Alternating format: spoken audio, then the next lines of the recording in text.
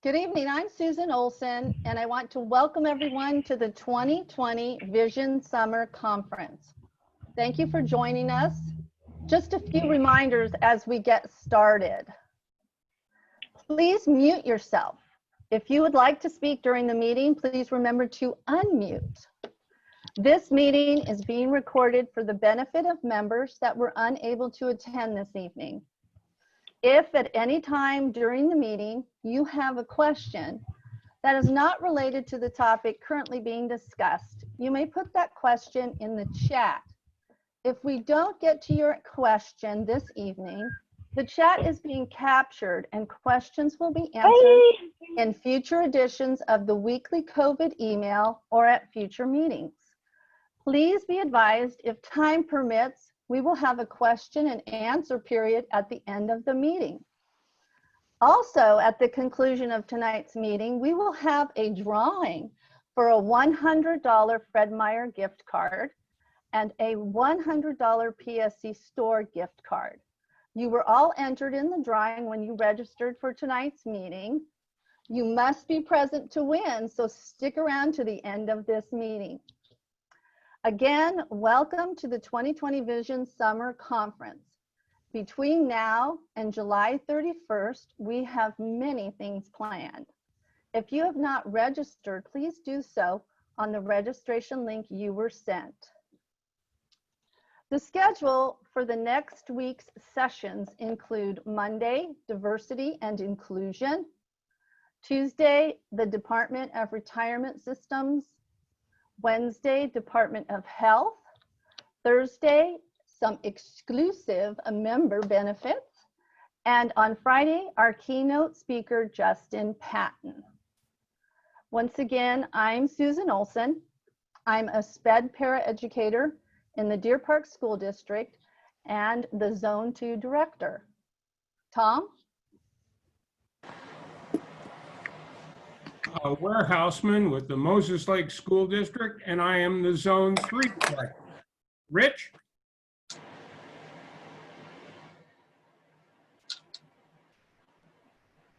I'm Rich Dustin. I'm Zone 13 Director for Higher Ed. I'm out of Western Washington University. Cindy White is our Legislative Council member, and Joetta Seglock is Membership Committee. Hi, my name is Liz Lewis, and I am Zone 10 Director. I cover the Central Washington area, and my Legislative Council member is Taylor Hernandez, with my membership officer as Vicki Hoffman, and I'm happy to see all of you tonight. My Zone 2 Legislative Council member is Cheryl Prozick.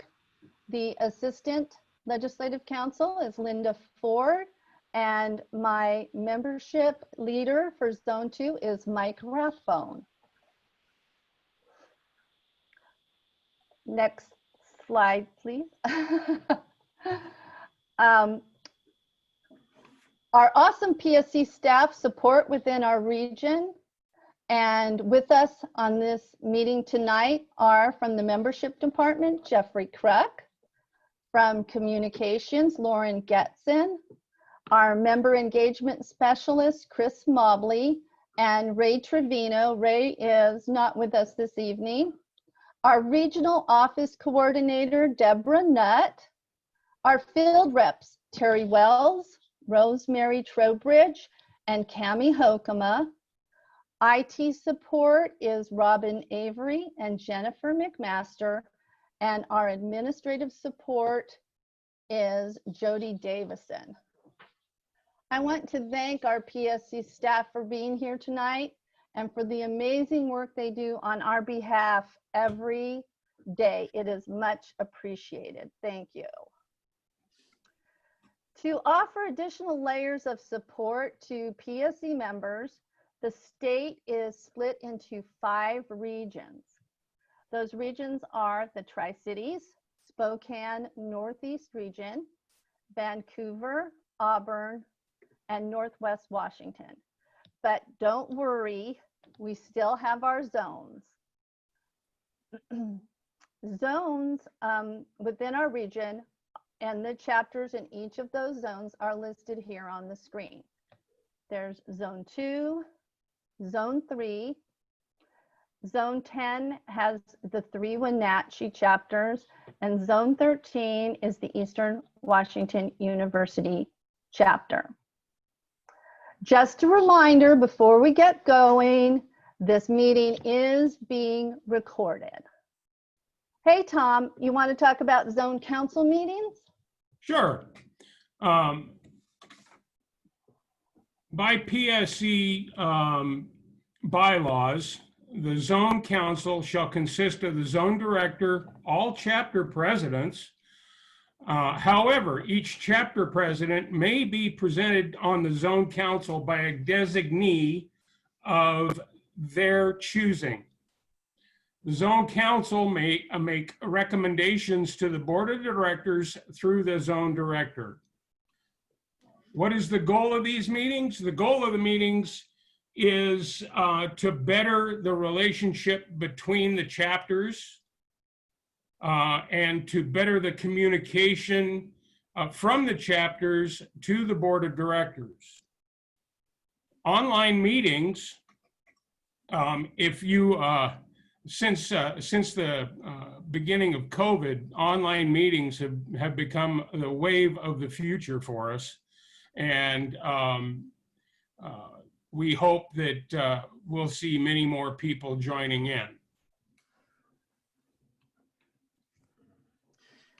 So in a minute, we're going to ask you a couple questions. So be ready to put your answer in the chat or just unmute, excuse me, and give us your name and chapter, and you can answer these questions out loud. So how many of you have attended an online chapter or zone meeting, and how did they go?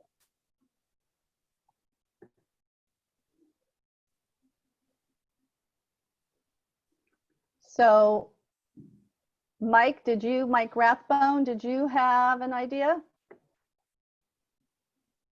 Yes, we've had a practice one, and well, it wasn't really a practice one, it was an experiment one, and it went really good. We had actually about 3 times the members show up for the meeting than we do when we just have the in-person. So we've added it to our chapter meetings from now on. So does anyone else attended an online chapter meeting or zone meeting that wanted to say anything? Anything in the chat? We've held chapter So meetings Terry- before. Can you hear me? Mhm. Sorry. So can you tell us who you are and what chapter you're from? Sure. My name is Allison Rode, and I am with PSE at Eastern Washington University. And we did a few chapter meetings this spring on Zoom, and we had the members register in advance, like this meeting. And with COVID, I mean, no surprise, we had lower attendance than an in-person meeting, but overall it went well. Okay, thank you. Thank you for sharing that. Anyone else have anything they wanted to share? This is Rich So with Washington. Go ahead, Rich. Our very first general meeting, chapter meeting that we held on Zoom, our numbers tripled. So however you want to see that, access, a sense of urgency, convenience, it was great, and I think it's probably something that's going to continue. So Terry or Rosemary, what are people saying in the chat? Could you tell us a few things that they're saying? Sure, I can. Many of them have not been to a chapter meeting yet online, but the ones that have said it went very well. And that's basically what they're saying. Okay, good. So one final question is for those of you who are chapter leaders or aspiring to be chapter leaders, how can PSE assist you with these meetings? So if you want to just unmute, tell us your name and chapter, or you can put it in the chat. Susan, this is Mike Rathbone, Central Valley. Actually, we've had a lot of help from Christopher. He's really given us some good ideas and stuff on how to run the meetings and how to make them secure and all that stuff. I mean, it's been really helpful from PSE, and I mean, it would really be nice if we could make our meetings bigger and stuff like that through the help of PSE. You know, with tech support. Great. Thank you, Chris, for helping out. Anyone else have anything? And thank you, Mike. Anyone else have anything they want to add? Okay. Susan, Well, Tom, do you? Sorry. No, go ahead. That's fine. I just wanted to say that on the chat, I had Trula Gall from Royal say more education on how to run a meeting would be helpful. Yeah, so Chris, do we have any trainings planned for Zoom? I know we just had one. So right now, I do not know if there are any in the books but we do have a recording of the previous training that did happen on Connect, in Connect, and about chapter meetings and Connect in the leadership community for members to be able to watch. Okay, so there's a good resource for getting some information on how to run an online meeting. You can go to Connect to the Leader Resources. Did anyone have anything else that they wanted to share, or is there anything else in the chat? My goodness, is that me? Rose Bruce from, I lost her here, Rosalia Chapter said that she needs help accessing personal emails to invite their members to the chapter. So personal emails is a request here to be able to reach out to those members so they can notify.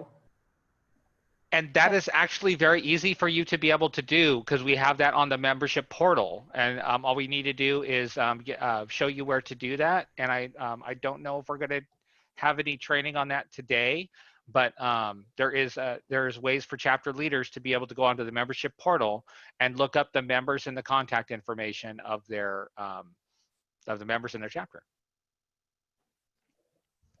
Okay, thank you, Chris, and thank you, Terry. Is there anyone else who would like to share?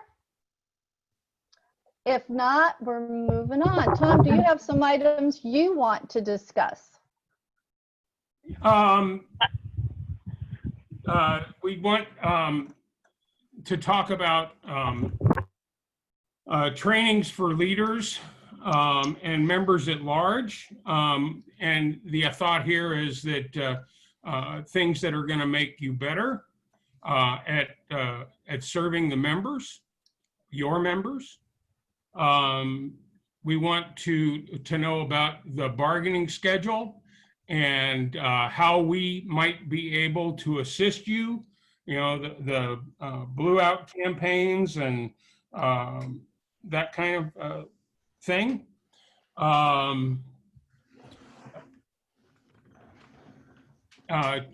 One thing that has been a real gift to me in my time as a zone director has been having a mentor. And we would like to see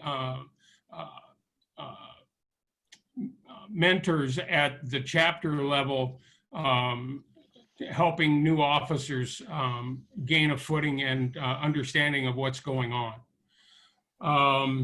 what their job entails.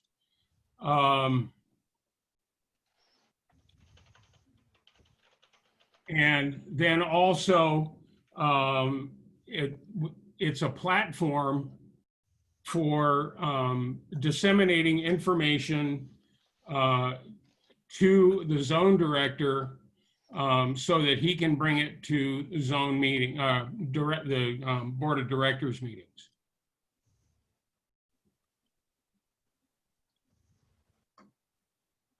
Okay, so did anyone have anything they wanted to add? Anything that would be for the benefit of other members here, like suggestions for trainings or something that's going on in your chapter? Susan, this is Mike Rathbone from Central Valley. Also on the portal, there's a bunch of forms that will really help the chapter leaders out and PSE out.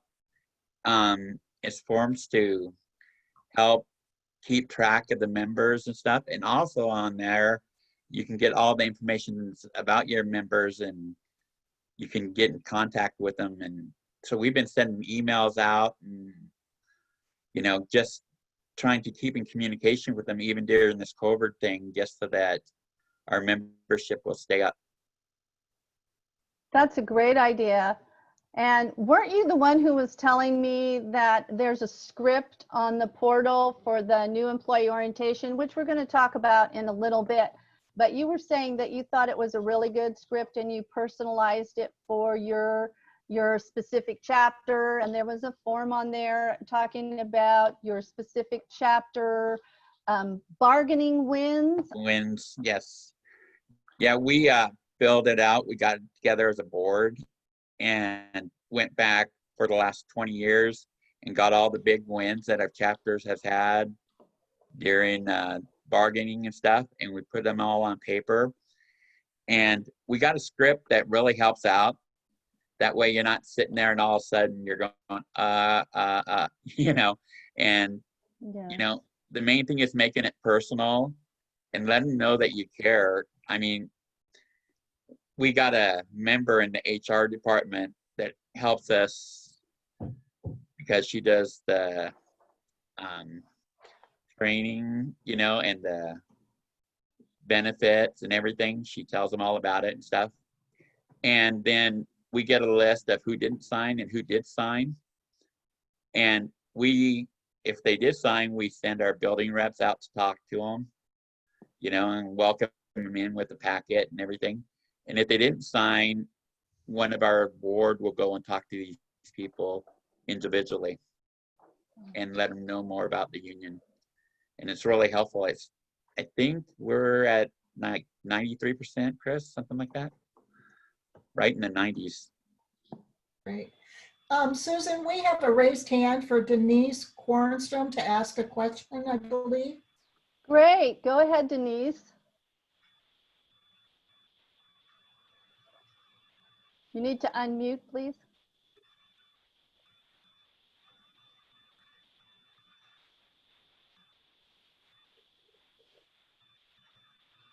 Well, Denise, if you decide later that you would like to ask your question, go ahead and ask it again. So we have some ideas for strengthening our zone and our region. Tom, did you want to talk about that? Yeah, we're always open to new ideas. The one thing that I have always thought was a great one was a barbecue, bringing our different zone members together. And then also as far as chapters goes, the sharing of information with building reps and classification stewards is paramount. We've been thinking about the possibility of using our email, well, not email, but we've been thinking about using Hustle to welcome newcomers or new hires into the system. And then also following that up with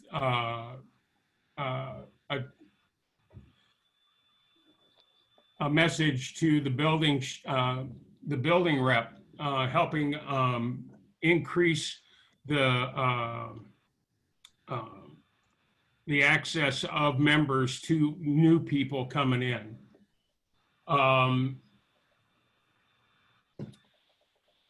And maximizing technology, I just mentioned that a little bit, talking about hustle, but also being able to use the portal to track down our numbers and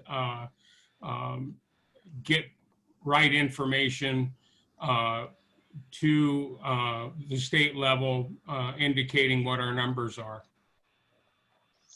Thank you, Tom. So Rich or Liz, do you have any ideas on ways to strengthen zone participation in chapter wellness?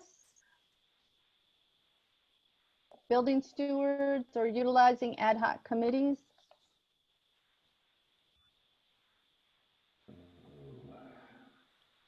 Rich or Liz? I will say also that we've tried to share committee work whenever we have when it's a year when we're doing negotiations for or CBA negotiations. That year we'll have a big get together in March, and we try and add other people to the committee to get them involved. That's always a way of getting garnering interest. I know that building stewards and finding building reps is not always easy, but it is greatly beneficial if you can do it. It's just one more level of communication and eyes in the building to see what is going on and to help people feel a little more comfortable with speaking with someone from the union. It helps if they know the person personally because they work with them. So I think that's a huge goal for chapters, is to get that in place so that that can be a help for them. I suppose it has a lot to do with what your job is, whether at the district or in my case at the university. I can move around during the day, or during a non-COVID day. I can be in 10, 13 buildings during the day, and I'm always in a work situation. I'm always dealing with people. So it's very easy for me to just strike up casual conversations with people. And the nature of my job, things don't get fixed easily. So there's a lot of, I return to those same buildings and those same offices. And you just start building those relationships. People will loosen up, and then you can start talking to them, bringing them into the union. Thank you, Liz and Rich and Tom. So did anyone else want to talk about any of these? Any of the members in attendance today? Is there anybody who wanted to share things that are going on that are working well in your chapter? Ways that you can strengthen your chapter? Any suggestions for ways we can strengthen our zone participation? Ideas on getting building reps or stewards? Or you can put it in the chat, or you can unmute and tell us who you are and the chapter you're from. Reason this is my microphone. Yeah, sure, Mike. Hi. Hi. We are really strong with getting people involved. I mean, it's the person-to-person contact is the best way to get people. And as soon as they learn that you care and you want, to show them the way, they're really a lot lighter. I mean, before we never did anything like that, and we weren't getting very many people to really show up and stuff. But our meetings are getting a lot bigger and stuff since we've been implementing in-person visits and stuff like that. And these new Zoom meetings are really going to help. In fact, we added a person to our, well, he's not on the board, but he's called a media person. and he's going to be running all the Zoom meetings and have people ask questions, and kind of like what we're doing now. But he'll be there to answer questions and stuff, or ask the board the questions that the people would like to know. And we're Wow. feeling that that's going to be a great communication skill with our members.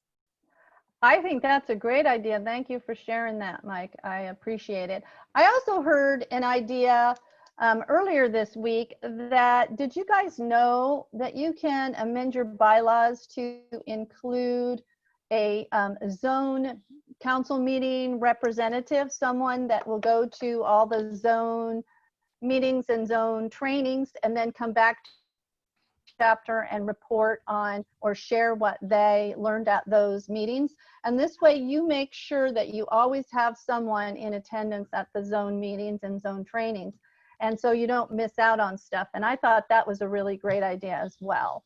So Leslie Whitman, I see from the Meade Para chapter, says you haven't had a chapter meeting yet, but you attended a zone meeting. That is a great idea, Mike. She said, thank you to Mike. Thank you. So Charlotte also says, it's nice to see everyone. I miss seeing all of you. Staying safe is our first priority. Zoom has been a new addition to our union toolkits. Thank you, Charlotte, for sharing that. So if no one else has anything to add to this discussion, Chris, would you like to talk about welcoming new members?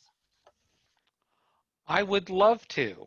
Thank you, Chris. And let me, well, I went the wrong direction. Sorry, everybody. Here I am, like worrying about my next part, and I went the wrong, hit the back button for the screen share.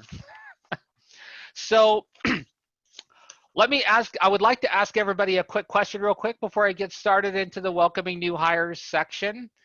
Why would we be talking so much about welcoming new hires? And I would like to fill up the chat screen about, enter in your opinions on why you think that we want to make sure that those new hires are being welcomed to our union and being welcomed to the school district.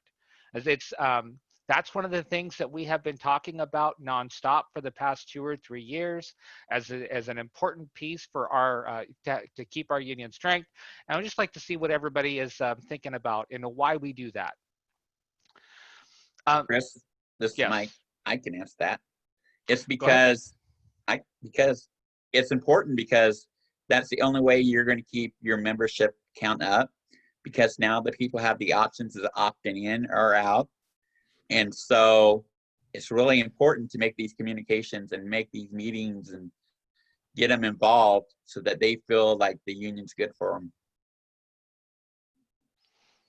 Excellent, Mike. That's very right. We have lots of turnover in chapters, right? People go, and we get new employees that are coming in, and in order to keep our union strong, we need to make sure that those new employees are being welcomed to the union, and that we are the first ones that they see. That it's not just, you know, the manager, but they're like, hey, we are the union. We are here to work with you to have a successful experience here at your employer, and we want you to be excited to work here. And we're here to help you make that a great experience working at this a school district or university as an employee, and to build that relationship. I heard a lot about relationship building. I heard a lot about building trust in some of the past conversations, and that's why we want to welcome those new hires, so we have a good, strong union. So here we in Washington State, we do have we're very lucky to have a legislature that really does support unions at the state level, and we have some really good legal language that gives us an opportunity that many other states do not have, and that is to be able to welcome that the union has the right to get access to new employees when they're newly hired with the employer. And so that is the RCW 4156, and I'll just take a moment and read that. So they are provides you. So RCW 4156 provides union access to new employees for the purposes of presenting information about their exclusive bargaining representative, and that would be the union, right? To all new employees. The presentation may occur during a new employee orientation provided by the employer, or at another time mutually agreed by the employer and the exclusive bargaining representative. Well, one of the great things is that we get to work with the employer on where and when it's going to happen. And actually, the law really does speak about if it's anywhere outside of their work site, we have to agree that it's outside of the work site. So it's like we either have the opportunity that the employer can't say that we are going to meet them down the street at the district office. We actually have the right to go to their workplace to meet with that new employee, and they can't dictate anywhere else unless we agree, like, okay, you're we will do that. We'd have to agree. The law further allows us access to new employees must occur within the first 90 days of employees, of them being employed with the start date of their employment. And as we are granted no less than 30 minutes with that new employee. It's a very short amount of time, but during that 30 minutes, it's going to be it's a very useful amount of time so that they get an opportunity to know who their union is. Many bargaining teams have been very successful to include language in each collective bargaining agreement that these meetings take place in with the first week of employment, or grant union leaders the opportunity to welcome new hires during the work time. And so what's great is that we have these wonderful laws in place, but we can bargain more than that. And we talk about the most important, like the first day is the best day. The first week is better than 2 weeks down the road. And so we want to get language that gives us access as soon as possible of those employees being hired, and getting that notification as soon as possible. So Chris, you're getting a lot of comments in the chat. Terry or Rosemary, do you want to share some of those? Sure. Thank you. The last one was from Leslie Whitman, and it says it's important that new members know who we are as a union. They will understand that we are there for them and that we support them. And it helps our union become stronger, and welcoming new hires makes them feel they are a part of something larger than just being an employee. It also helps them to meet people and that we are a friendly source for them. That is excellent, Leslie. That's great. Yeah. Here's one from Katie Nesbitt. Yeah. Here's one from LaDonna Weber. When someone first starts their new jobs, a lot of the time they are so lost and really need a person to make them feel welcome and give them the information they need. And actually, you are very right. I hear so many times, like, I started my first day of work and nobody showed me where to put my purse. Nobody showed me how to use the laminator. Nobody showed like where I need to go to get to the staff lounge, right? I was like, I just started my first day. The principal said, your classroom is 3B. Have a great day. Hope you survive, right? Having a building steward in the building to give you that extra guidance about, like, hey, this is where you put your purse. This is where you have your breaks, right? These are the little the little rules of the building that usually happen, like the different culture and stuff, like times of the day and certain things throughout the year that do happen. Like knowing and understanding those things, building those relationships are always great. Here's one that's really important from Michelle Weir. And it says, there are other employees out in the buildings that will tell new members why not to be in the union. We need to make sure that they know why it's so important that they are part of the union. And that's very true too. We do have those in our buildings. And it's a part of what we call inoculation, getting them to know who the union is, and understanding there's people out there who don't want you to have the good things that you have that come with the union contract, and that so that they're prepared for those conversations. Okay. One more. Yeah, Katie Nesbitt also said that it's good for them to have contact information too, to reach out when they have questions or if something goes sideways at work. And excellent. And I think that that is something that goes into the next. So we have, so Susan, I believe we have Jody helping out with the next set of questions that kind of tackle those.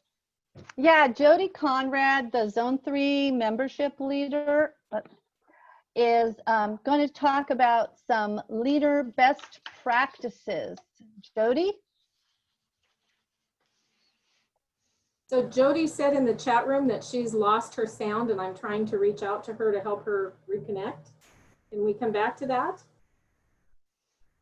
Sure. I'm here. Oh, great. Here. Yay.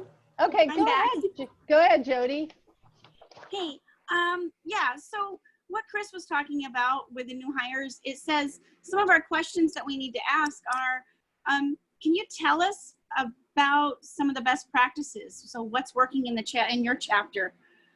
I know that in our chapter, we have it in our contract, we have language that says we are given 30 minutes paid, which means we're on duty to be able to communicate and to introduce ourselves and have an orientation with our new hires.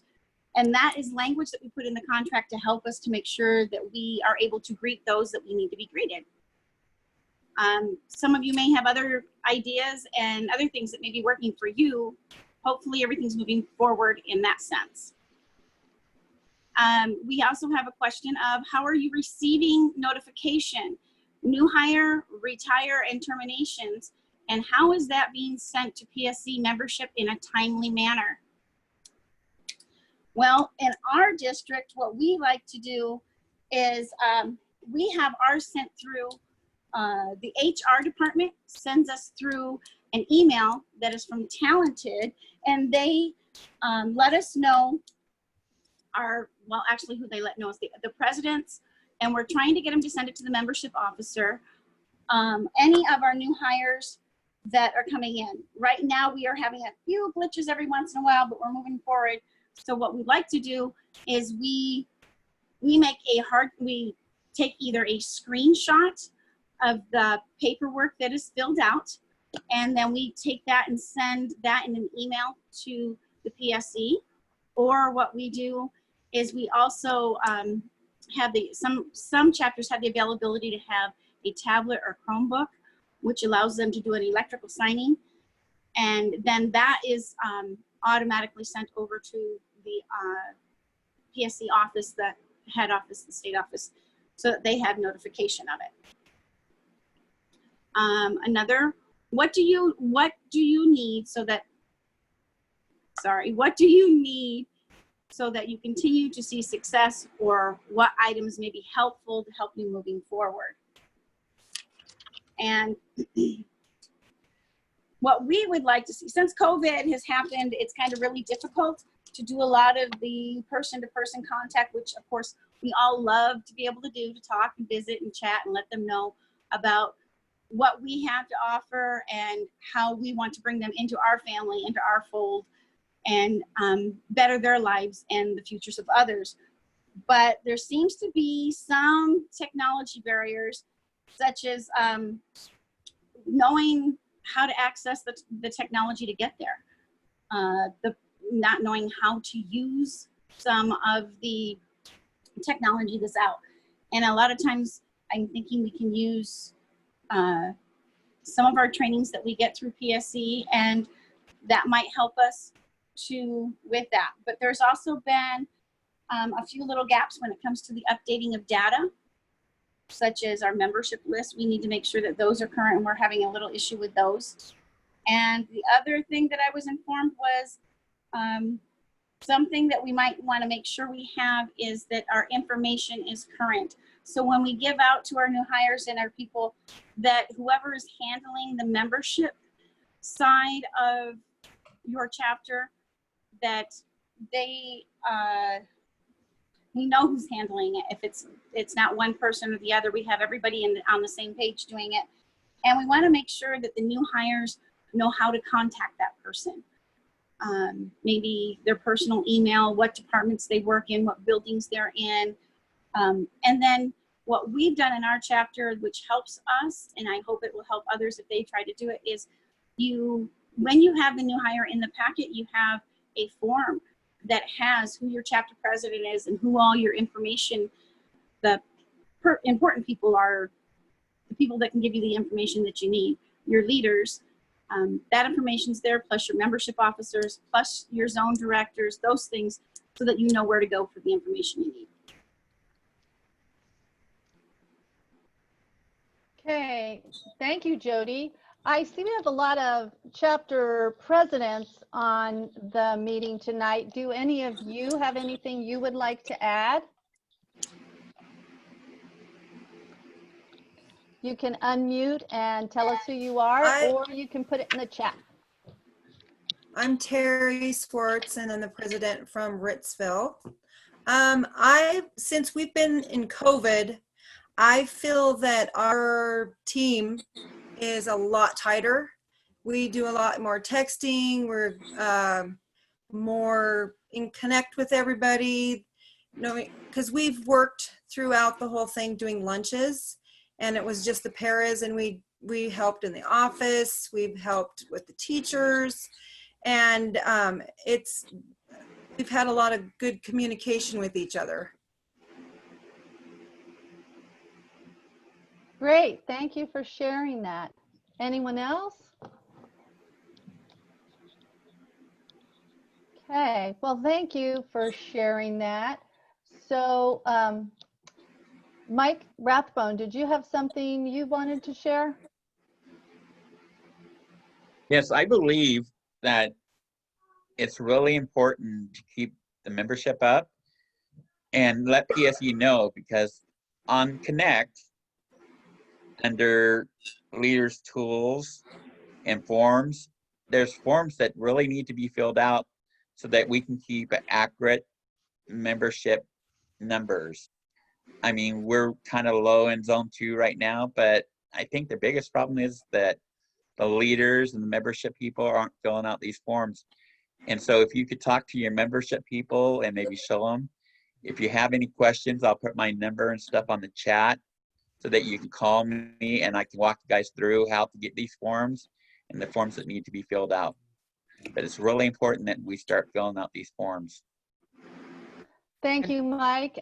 Ken Curry, you have your hand up. Yes, I just want to let everybody know, even though we have this COVID and such, our communication and getting together is a little bit different, but we're still moving forward. This is a time to still move forward with our new members, and that's what we do over there at Central Valley. We have a person that Mike was telling about that engages with the new hire or new member that's coming on, and we get a copy of that commitment form and send it to the PSE regional office. I gave one to Mike Rathbone and engage with that membership. We're going out to all the retirees that haven't had a chance to have their retiree celebration, and we're reaching out and going to go to their door and bring their gift and let them know that they're not forgotten. So this is the time, like some people are saying, to be working closer together, to be one-on-one with the members. The more that we're one-on-one with them, they're feeling comfortable and making a friend.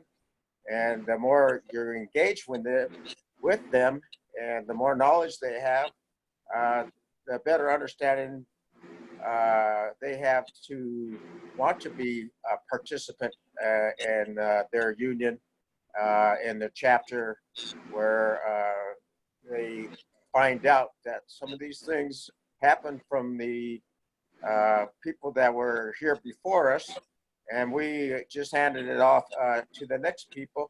It took years to get where we're at, and some people need to know that. So I just wanted to, let you guys, thank you very much.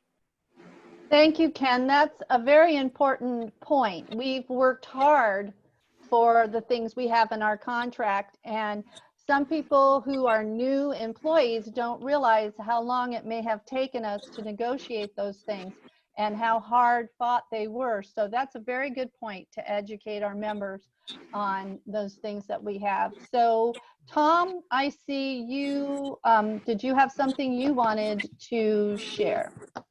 We are headed into our breakouts, and I wanted to give you a little direction. Hey, Tom, wait, we have Liz first. Hiya! Sorry. That's okay. You're being proactive. So anyways, Chris, And back to you. yeah. There was just one thing that I did want to add before we get out of the new member stuff is the one thing that I did hear Jody talk about a lot was getting information, not only for yourselves, for your chapter, but getting the information to PSE.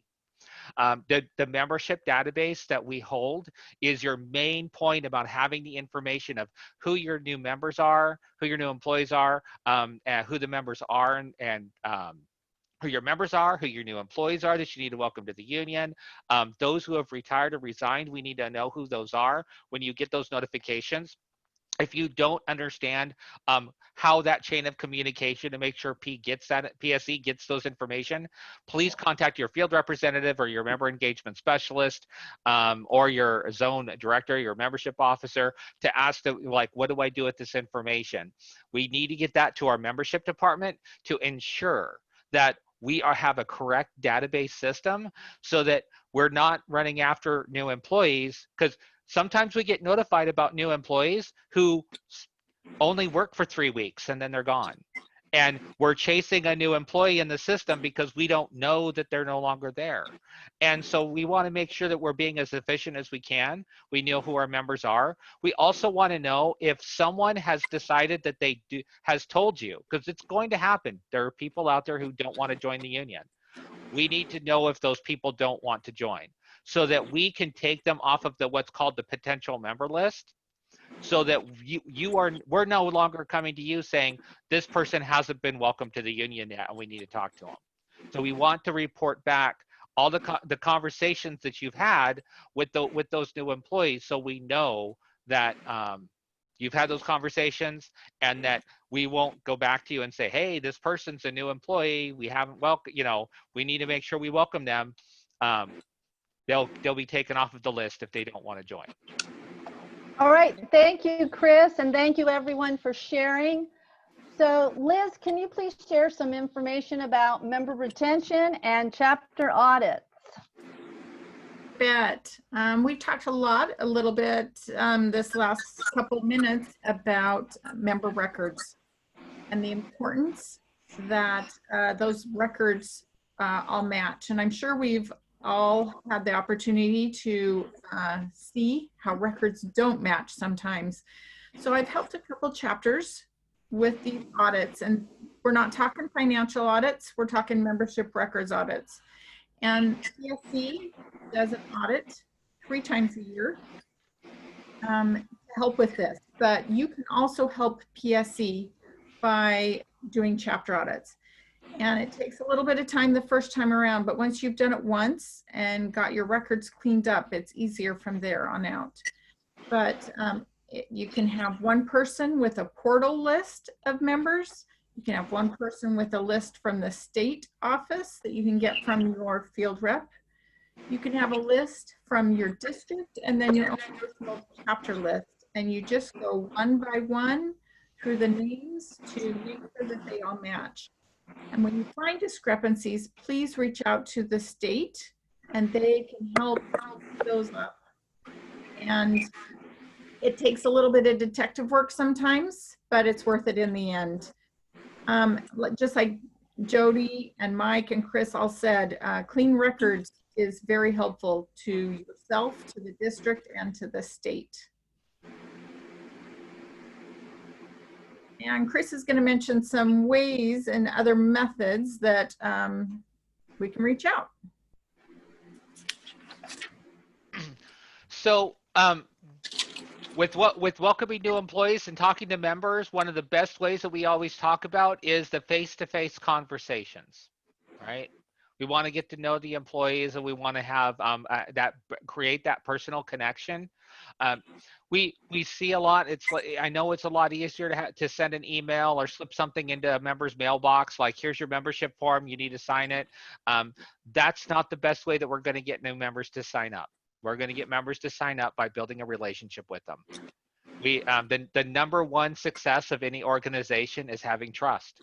And in order to build that trust with those new employees, that they want to be a part of their union and they want to be a part of this organization, to keep your union strong, keep your contract strong, is going to be the face-to-face conversations. But lately, we have been unable to do that. Oh, there's been some different opportunities with technology that we're able to do. Sometimes we kind of heard a little bit about the new employee orientations. We have been experimenting with some employers who surprisingly have still been hiring people over on the west side of the state and have been holding new employee orientations. And we have some ideas of having some online Zoom new employee orientations as a union to the members. What is great is we do have a program, we do have the ability to sign up our members through e-signature. And some of those things that we have actually been doing since the school closure is we have the new employees that we know who haven't signed up yet, but we do have cell phone communication with them. We have sent them texts to reach out to them. We have sent we have made personal phone calls to them with the opportunity for them to join their union and sign up to that e-signature. And just also most recently, we have an opportunity to sign up members through voice authorization. That will be happening, and that has happened a few times in the past that we've done some trial runs, but we're getting that actually a little bit more tightened up, and it looks like we'll be doing some runs of opportunities to sign up members through a voice authorization. You'll even have to fill out a form.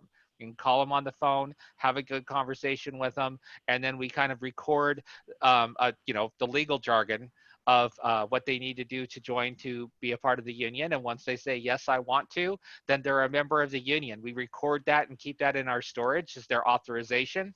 Much like when you are, I'm sure that I can't even think of some of the things, but I've had some like legal stuff, like a salesman calls you or you call a salesman and they like, I'm going to record this for quality assurance so that you can get your new phone. Like this is kind of like the same thing. And so it's good, some great new opportunities utilizing technology that we do have. Susan, I think that's it. All right, thank you, Chris. Thank you, Liz. Now, the moment that Tom has been waiting for, the breakout. I thought we were going to go with Rich and the unions. Is he coming up after? Yep. Rich is next. You are absolutely right. Okay, so Rich is going to talk about 21st century unions. Thanks, Tom. Sorry. I was so excited to go to the breakout. I thought I got a pass. I'm excited to hear Rich too. So 21st century unions. I think I've heard some things going around in other slides that kind of pulls back into all of this as to what we're doing now in the face of COVID and what COVID's going to have some lasting effects. It very well may be that the Zoom meetings are going to be the future for us for many reasons once COVID is over. One of them is cost savings and another is convenience. The numbers are up exponentially as far as attendance with Zoom. So basically, members want transparent, conveniently accessible information about their chapters due to their busy schedules. I'd like to add on to there that one thing that they also need, whether they know they need it or want it or not, is security. And that's going to bring us back to one of the platforms that we're using that's will continue, whether it's in the form that we're using or another, and that's Connect. And I'd like to right now ask everybody if they've logged into Connect before through the portal, if they've used the resources in there, if they have not been able to get in, if you could just start putting that in chat, because we need to know that information.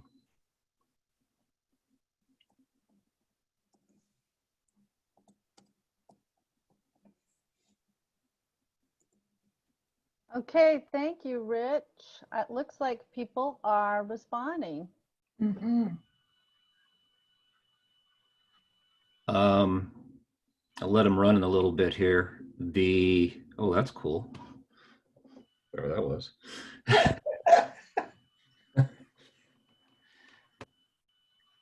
Looked like a hood ornament for a second. I don't know. The other thing I wanted to talk about is on the line of security is when you're using email, we would really like you not to use your work email to send messages specifically about bargaining. We'd like to, if you're going to do that, we'd like you to do it on your personal email. That is not that much secure, but on your work email, that can be monitored. And emails can be copied, given to other people, and it can end up in the hands of a really nice, fine organization called the Freedom Foundation, who is trying desperately to damage our union. And the best place to do all this is in a platform like Connect.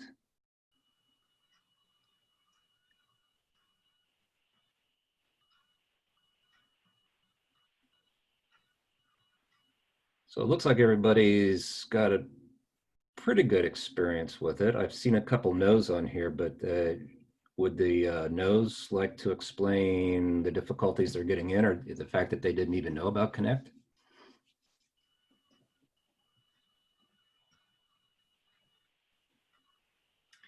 Rich, I want to just add, this is Rosemary, that I saw some chat messages coming through that they need further training on Connect and how to get on it and exactly what it does. Okay, those videos are in Connect. Talk about some irony. We also have several people responding that they either don't know about Connect or they know about it, but they're not very tech savvy. So I think what Rosemary said about education is important. I would just, from monitoring the screen here, I would say you have about 50-50 on your no's and your yeses in this reply, which is better than I expected. Yeah, we, and last night in the Northwest, we had 63. And for me, that's okay. I'd like to see that more up around 80. And that's going to take a little time and some training and access. The other part of what a 21st century union is going to look like, because we're moving a lot online, is how are we going to vote? We have ratifications, we have VIVA, we have bylaw amendments that have to be done. We have a lot of tweaking that needs to be done to get to where we can be consistent from chapter to chapter. And so that discussion is going to have to happen. So this is a little bit futuristic and a little bit it's happening now. So it's just something I would like to put in people's heads to think about, because you will be driving this at some point. The members will be telling us how these things are going to work. So if no one has any more questions, next slide.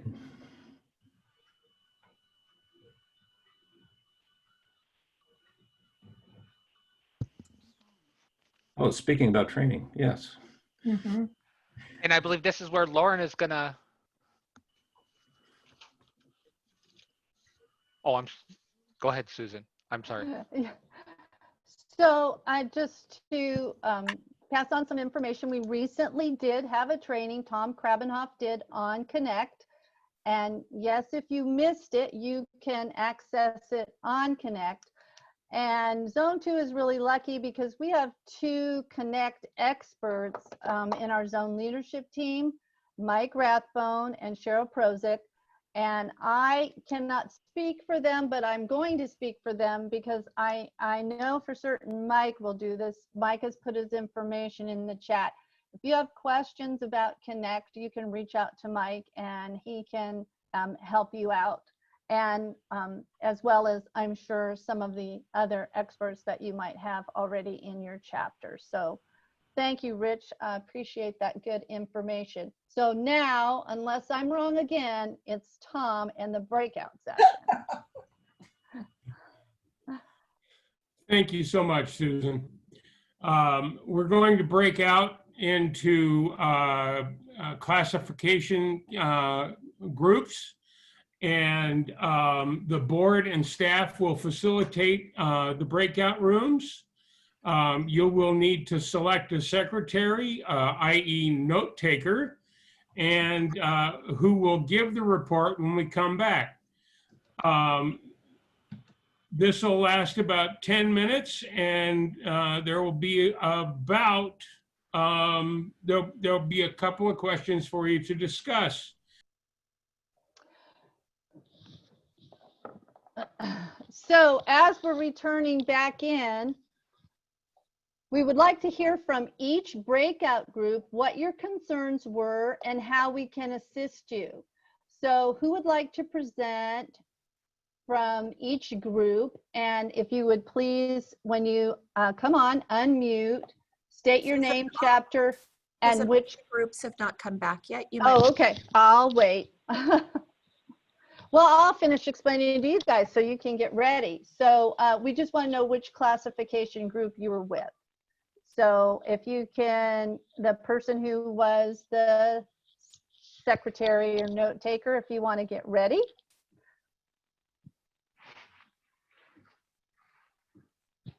There's a bug. Rosemary, were you the secretary for group 1? Or we just have to remember? Okay, you can. I did take a few notes. Okay, thank you. So Jennifer or Robin, can you tell me when everyone is back? You're good to go, Susan. Thank you. All right. So welcome back. So we would like to hear from each breakout group what your concerns were and how we can assist you. So if whoever's going to speak for your group would unmute and state their name, chapter, and which classification group you were with. So who would like to go first? Susan, I think your group should go first.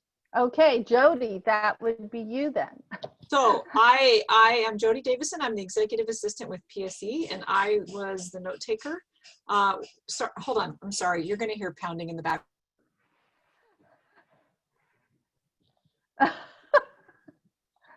It's so great to see into people's houses. I apologize. My husband's working on our house, and you don't need to hear that. So we were with Secretary Clerical. I know, sorry. Secretary Clerical. I think overall what I heard you members say that were in the group that I was in is it's a very large concern about the unknown,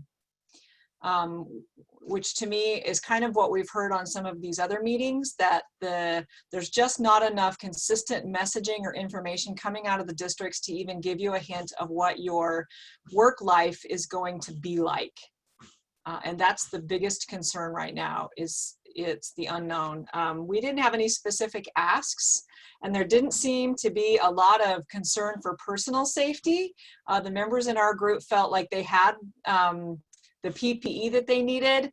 There was a concern about providing those face shields for special needs students who couldn't deal with a mask on their face, and kind of an unknown about whether the district was going to provide that or not. But definitely the biggest concern is a lack of information and just not knowing what it looks like in the fall. Good job. Thank you, Jody. All right, which group would like to go next? This is Mike Rathbones, Central Valley. We were in the transportation one, and we weren't sure what we were supposed to do because we didn't have a leader. So I took over. And we kind of talked about, we help people with Connect and showed them how to do it. And then we had questions about unemployment. And the biggest thing was this, why should they sign up, you know, and how. And then we had a question about, what if I'm only off on Fridays when I usually worked on Fridays? Can I get it for that day? And another question was, if they sent me one because I accidentally filled it out and the money's still sitting in the bank because I'm afraid to cash it, how do I get it back to them, or what they're supposed to do? And those were the questions. All right. Thank you, Mike. So which group would like to follow Mike? I will go next for my group. Thank you, Tom. We were the others. Yay us. I think for my group, the what closeness, being close to small children, and then also closeness on the bus, on the sped buses, and you know, buckling them in, and having to do all of that close contact kind of work. There was also a discussion about being able to read others' emotions behind masks, and the one piece was because children gauge emotion by our facial features. How are they going to read that if we're wearing a mask? So that was one. And then of course, the idea of social management, where we're trying to keep the children from, you know, being on top of each other and sharing, and we're trying to teach them how, especially in ECAP situations, where they're teaching children social skills, and the children, you know, got their hands everywhere and in other people's mouths, and so it's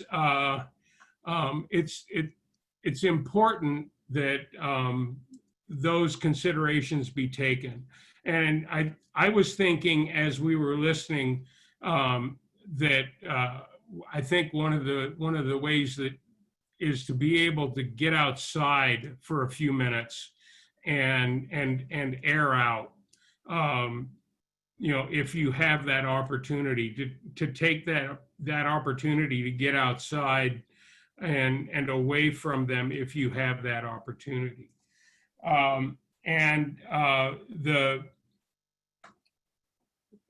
There was a concern about what the union can really do to help members at this time, and it was the best answer that we came with was that we can facilitate discussions with the district in labor and management, and then also in negotiations and being able to bring things to the table to represent the concerns of the members.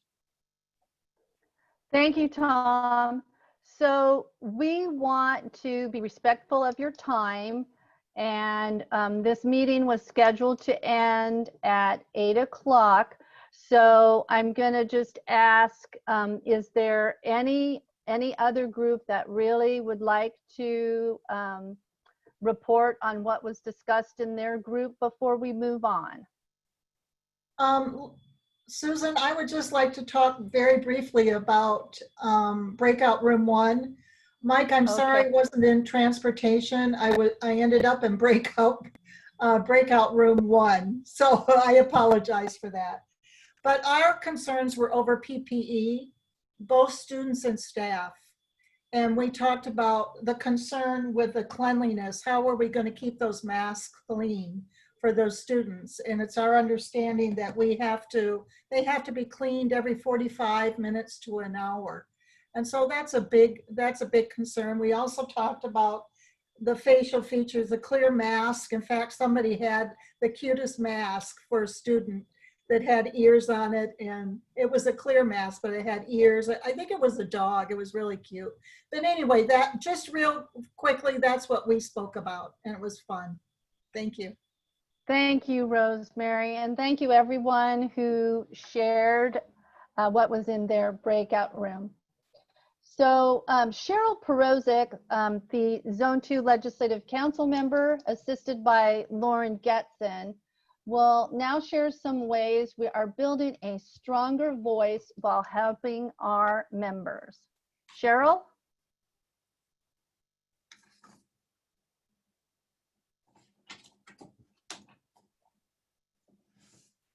Is Cheryl still with us? There we go. Thank you.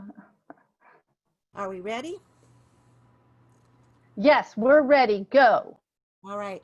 I just wanted to talk to you about the amazing opportunity we have through COPE. COPE stands for the Committee on Political Education, and we can elect supportive officials on local school boards, the state House and Senate, the governor, the state superintendent of public instruction, and those in Congress who share our values that stand up with us. The PSE supports pro-PSE, pro-worker candidates and local state election campaigns.